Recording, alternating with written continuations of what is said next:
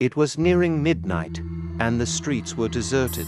A young man, James, sat at an old, creaky bus stop, the flickering streetlight above casting eerie shadows. The night was colder than usual, and the rustling of the trees sent shivers down his spine.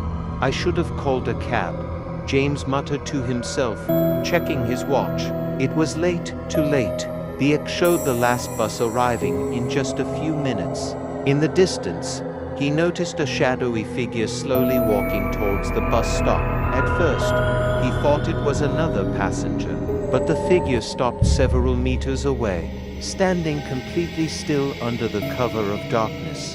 The headlights of the bus pierced through the fog, and James stood up. The bus screeched to a stop, its door creaking open. James hesitated for a moment. The bus looked empty, save for the driver and a single passenger sitting in the far back.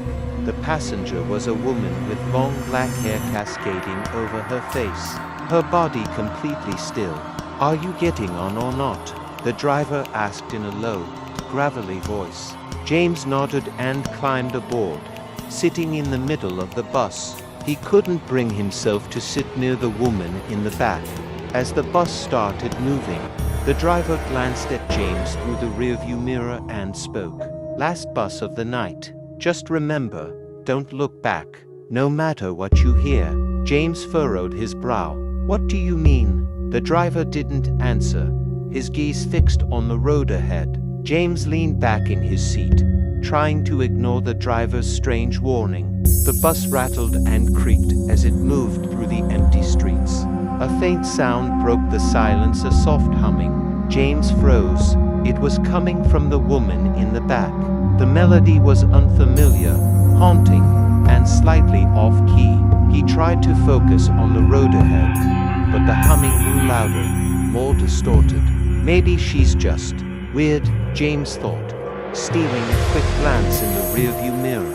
But what he saw made his blood run cold. The woman wasn't in her seat anymore. She was standing, her head tilted unnaturally to the side, staring directly at him through her curtain of black hair. James's heart raced. He remembered the driver's warning, "Don't look back," but the humming grew unbearable. Now a mix of laughter and guttural whispers. Panic overtook him, and against his better judgment, he turned around. She was right behind him. Her face wasn't human, it was a hollow void, black and endless, as if staring into a dark abyss. "You shouldn't have looked," she whispered, her voice echoing unnaturally. The bus screeched to a halt, throwing James forward.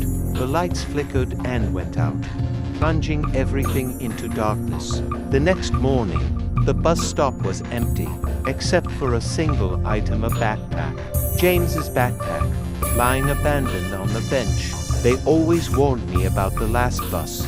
I should have listened."